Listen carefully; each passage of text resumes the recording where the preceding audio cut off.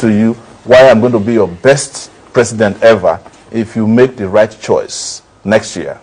Now, Philip, before you come in, let me ask, when you formed your choice of the AAC as a political platform to run on, well, what does the AAC stand for? Okay, as of today, that is the African Action Congress, and the reason we chose the word Africa is that we are looking beyond Nigeria, because the entire African continent is actually looking up to Nigeria. In fact, the black race is looking up to Nigeria to be liberated, so that they can find their own meaning and dignity as well. That's why the word Africa is there. And because Africa, of course, needs action, we must match all of our rhetoric with action for us to make the progress we want to make. Look, I was in South Africa recently, and I was invited on an interview. I spoke for 5 minutes. They shut down the interview. What was I saying? I said, look, the moment I become the president of Nigeria, the treatment you made out to Nigerians will stop. They were scared. They don't want somebody to say that. They didn't understand that the president of Nigeria is practically the president of Africa. And I'm not trying to be territorial here, but that moral voice is important on the continent of Africa, and it is true. Look at the only time that Nigeria just pulled its weight on South Africa, when they were doing the nonsense with yellow fever cards. The next day, everybody sat right. But you know where we are today is because every other person is doing well, and Nigeria is not doing well. We did Ghana must go. Ghana is planning Nigeria must go now, because Ghana has moved from where they used to be in 1983 to better than where we are. Our celebrities are sending airport pictures from Ghana to us as if they went to the moon. Ghana is 34 minutes from here. There's no airport you can send its pictures from here, because of mismanagement of not just our resources but our space. But they've also mismanaged our mentality to the extent that people have become mental slaves. That is why even young people don't have that pedigree to think that it is possible for a child of nobody to be the president of Nigeria. You're only good as far as they are concerned as becoming the local government chairman, not the president, because they don't even think of you as somebody who's capable of doing it, because you don't have a name and you're not part of the people who are, of course, sanctified to be president of Nigeria. And that's what must change now. Yeah, I want us to look at things in practical terms. Yes. If you talk to most Nigerians, what they're asking for, they are not asking for too much. Nigerians are not looking for maybe an angel to come from heaven and build heaven here in Nigeria. They're asking for basic necessities of life. Yes. Basic amenities like water, power, good schools, good roads. Now you want to be president. Yes. How do you intend to provide this for Nigerians if given the opportunity within the tenure of your administration? We have 10 programs that are sitting on 3 pillars. The first pillar is security, second is self-sufficiency, and third is sustainability. And the programs are: 1, security, power, electricity, infrastructure. We want to double the infrastructure in this country, fight against corruption, have an inclusive economic system. I'm not discussing the economics of World Bank structural adjustment program that destroyed this country. I'm talking about an economic system that is built by Nigerians and Nigerians can be proud of. I'm the first candidate to propose a 100,000 minimum wage for workers in this country, and everybody, there was an uproar. Some 2 weeks ago, South Africa is paying 126,000, equivalent of 126,000 naira. We want to restructure this country, but we have disagreement with the restructuring that was couched as a political party. And the moment the restructuring apostles found their candidate, Atiku, suddenly nobody's talking about restructuring. I've been saying that they didn't mean restructuring. They were forming a party that would turn this country into a paradise for thieves once again. And we're talking about health, education, agriculture, and tourism that is built around technology and modern practices. So you are not asking for more than basic things, right? But you know what I found out, having traveled around this country, having done about 32 states in the last 9 months, is actually that we can turn this country into a paradise as well. There's no big deal about it. We can move our electricity supply from 3,000 megawatts to 24,000. Using solar energy alone, you can do 4,500 megawatts. Morocco just did it. You can Google it and find out about it. Tunisia is doing it. You know, our gas system, there are 9-point-something billion cubic feet of gas in Ogoni land alone. That means that we have gas supply enough to provide gas turbine-driven electricity that can last us for over 40 years. But you cannot go near Ogoni land today because of the way these same leaders destroy the environment there, kill the people there, and don't want to resolve the problem.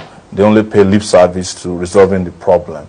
We have said we will provide 5-point-something million jobs for young people, and it's not a promise that is based on just promises. We laid it down by saying we want to build 17 million units of housing, just the same way they did in China. For those who like to talk about China, they have what they call ghost apartments. Apartments that have been built that has not been occupied, even though they have over 1 billion people.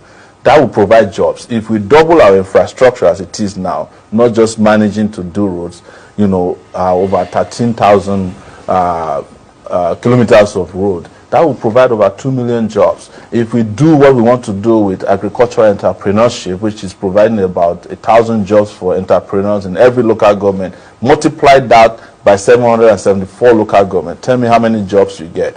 When we hire 200,000 teachers to fund into our system so that we can take over 13 million kids who are out of school now back into school and spend 1.3 trillion naira, 100,000 naira per child to go back to school. Tell me why the country will not improve. But the leaders in this country are not interested. They are more interested in feeding prisoners 14,000 naira per day than spending 100,000 naira to send children back to school, out of school kids.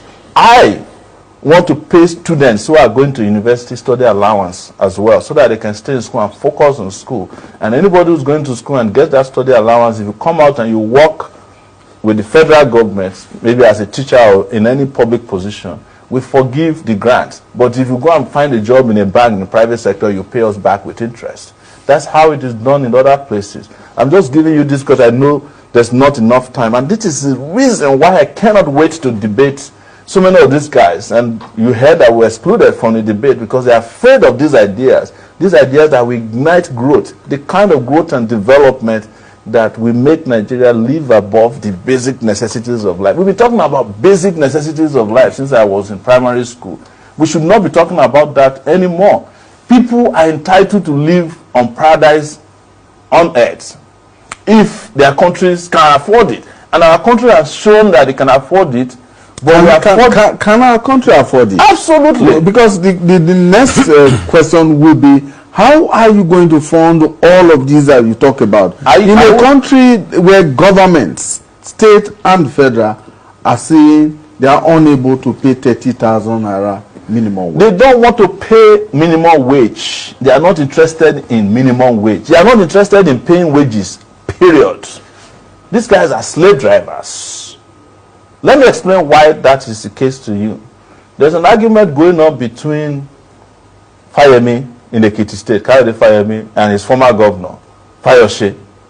And Fayemi found out that Fayose had 18 billion naira given to him through the Paris loan refund. He never paid workers. Why? Because they needed the money to do elections so that he could put his puppets to cover up his behind for him. Fayemi probably would do the same thing, because the money that was supposed to use to pay workers in Ondo State was used to help Fayemi do see and buy in Ekiti. You understand? So why would they pay workers when the money that is supposed to go to workers is more about money they're interested in using to buy voters? These are the kind of leaders we have. They're not interested in paying workers. The one in Kogi State. You are making some very weighty allegations. You are making a presidential candidate. Allegations that you possibly cannot back up with facts. I will back up with facts. Look, I'm in this country. I'm also a reporter. Like every one of you sitting here, whether you don't accept me or not is a different issue. But I'm a reporter. I once hire reporters.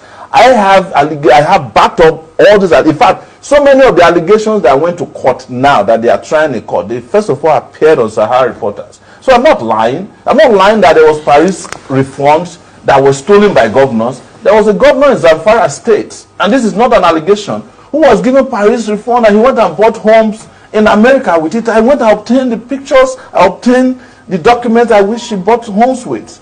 But because he was friends with the president, he was trying to marry the president's daughter, nobody touched him till today. The governor who was found collecting dollars on tape, is that one allegation too? Why is there nobody touching him? So these are not allegations, we have facts on the ground. But instead of trying the governor, we are running after the reporter who exposed him and claiming that it's fake tapes. Mr. Sowore. Yes. You are an activist, no doubt. Yes. And there's nothing wrong with activism. No, there's nothing wrong with it. Yes. Some of us are too. Yes. Why do you think people don't take you serious You think in this race? You think people don't take me serious? No, the perception outside there Where doesn't make it look as...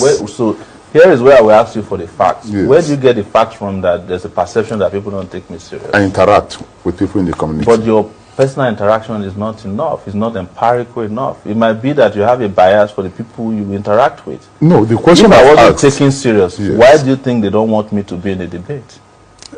because of the presidential part debate? of the lack of seriousness they think of. Lack of seriousness? And you think Buhari is serious and Atiku is serious?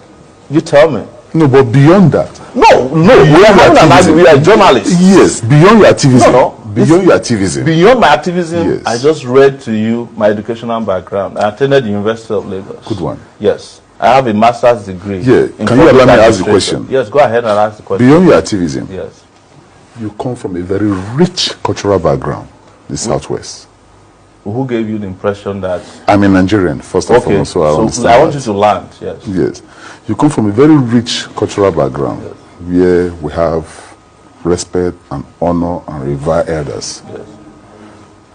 You are considered as somebody that use some very foul languages on people. Like and you what? want to rule. Like what? I've been here since... What foul language did you detect in my countenance? Or So my many. I expression? cannot continue to... No, espouse that. we've been interviewing, and I want you Yeah. to take me up on that because you are... No, but I've listened to you. Gentlemen, we have very limited You are a time. reporter. Let's go You to are the confronting a substance of our- presidential candidate, Yes. and you are on national TV. You can't be flippant, with due respect to you. Yes. Another word. No, you can't afford to be, because people are watching us. People That's are why I say listening you to see, us. you've used And another word. It's about the future. No, flippant is not an insulting word, but I consider it flippant for you to say that people don't It's take me derogatory, you serious. know? It's derogatory for you to Rude. say that I'm not being taken serious when I've traveled around 32 states in 9 months. I have an agenda. I have spoken to crowds around this country. I've been to palaces, I've been to schools, I've been to churches, I have been to town hall meetings, not only in Nigeria. I've been in Canada, I've been in the US, I've been in the UK, I've been in Australia, traveling over 26 hours. And you say people don't take me serious. People are donating to our campaign. You say they don't take me serious, both locally and internationally. Yes, I'm the only one who has raised money publicly and transparently. And you think people don't take me serious. That's why I said it was flippant, with due respect. Okay, Mr. Sowore, many Nigerians are watching, Yes. and they are beginning to tweet at us. Yes. Now, one of the tweets that I just comes from Esco, and who says, who wants you to respond to this question? How do you intend to govern without having corrupt persons in your cabinet?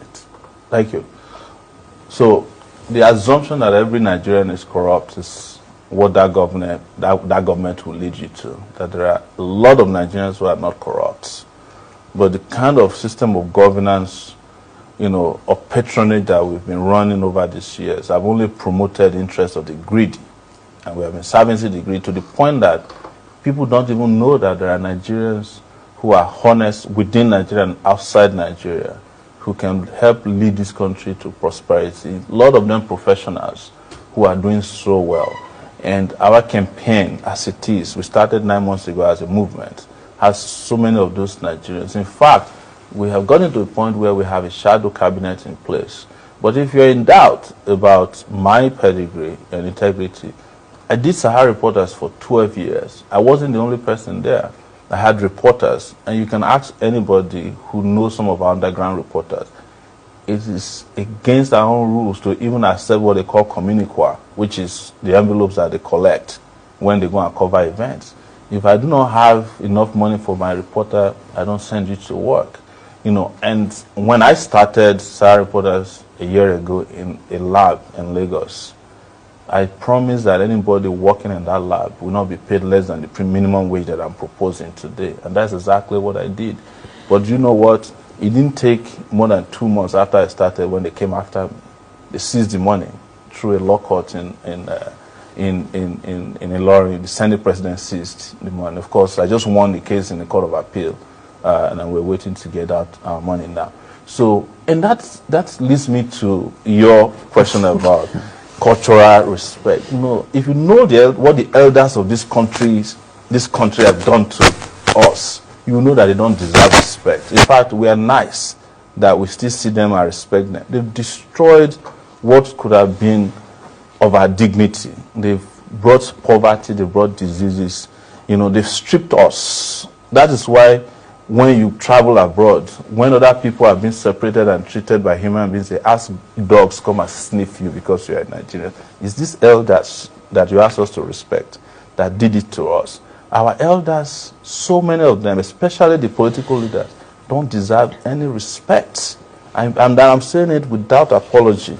But there are elders in this country who deserve respect. And we respect them and they respect us. Yeah, you talked about the minimum wage that we can pay, but some of these governors don't just want to pay. They don't want to pay. Right. Now, if you are president, how will you get them to pay? One, the governors have immunity. Yes.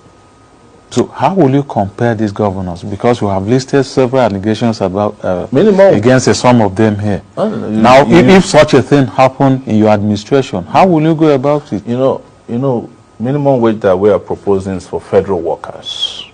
I am not responsible for state workers as the president of Nigeria. But I will do everything I can. Yeah, what will you do at the state level? So I will do everything I can to help push for payment of wages for workers.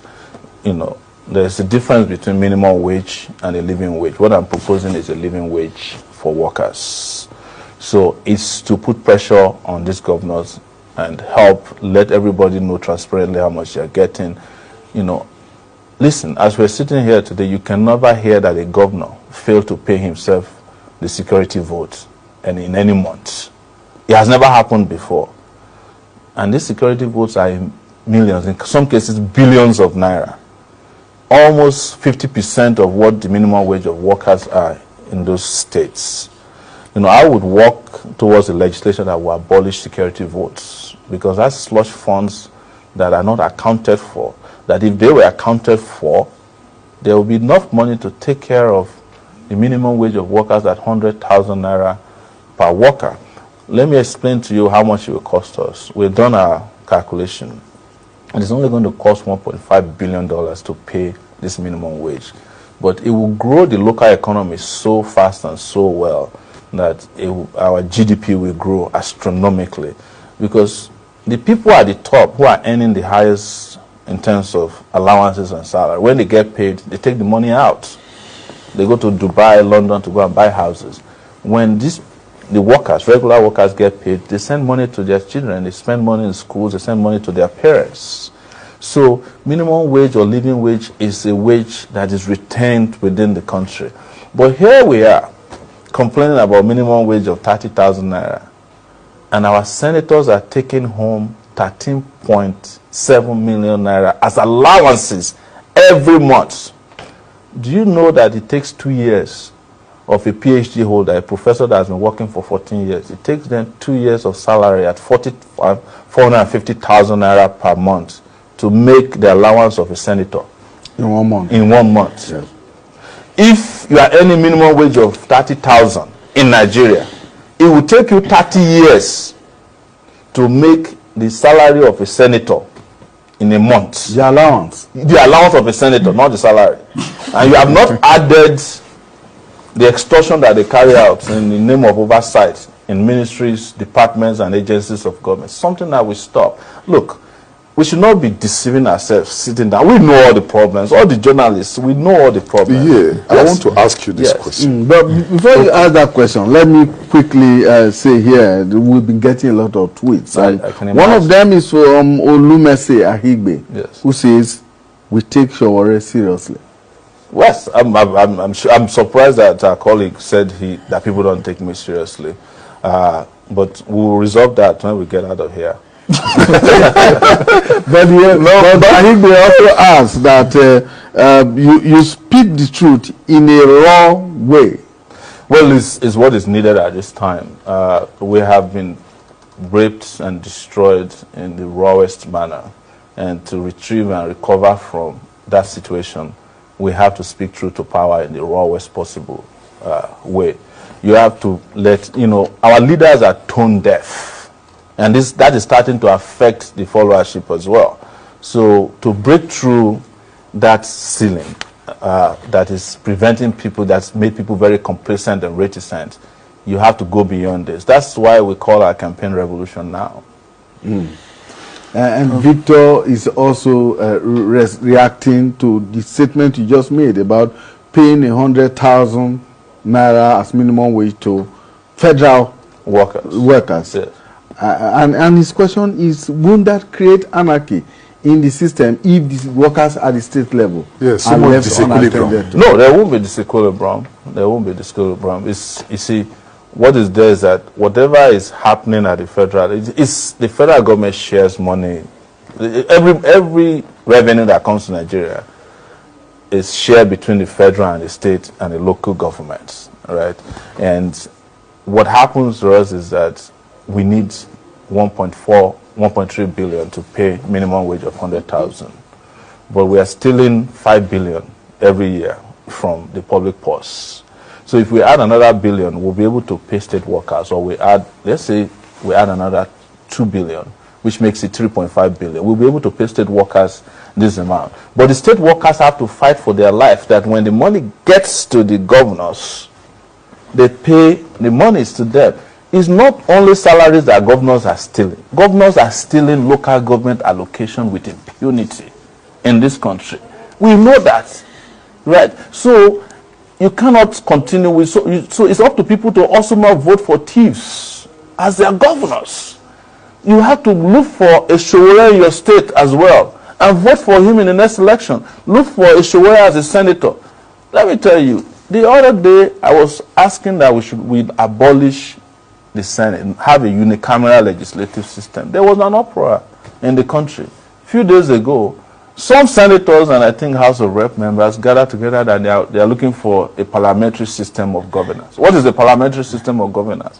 It's pretty much a unicameral legislative system. Where do you think they are coming from? Huh? Where do you think they are coming from? Because the ideas that I have been speaking to is beginning to percolate into the system, because people are following me and they are looking at it and saying, this young man has got great ideas. Due respect, senior journalist, I was the one who proposed June 12 as Democracy Day.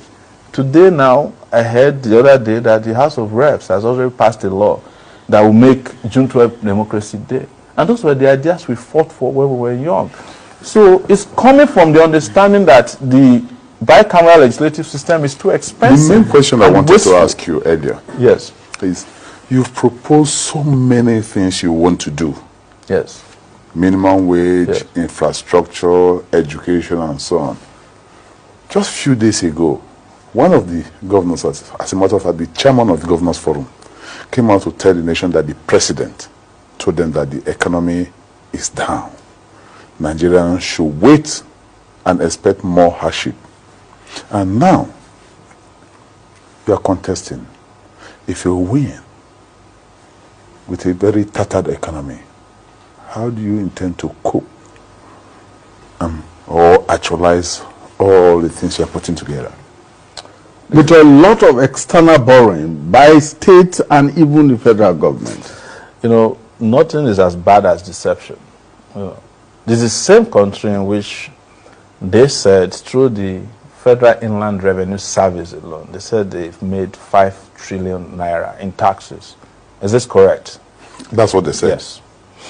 What is Nigeria's budget? Nigeria's budget That means that from FRS alone, you've covered a huge percentage of your budget. More than 60%. Exactly.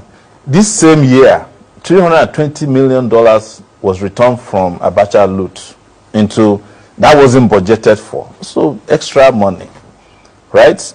Even JAMB said they made money this year. Trillions. You know, the Port Authority claimed they made money.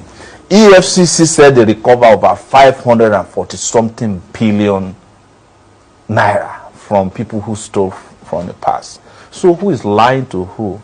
You see, they are telling you... You've not come to the oil sector.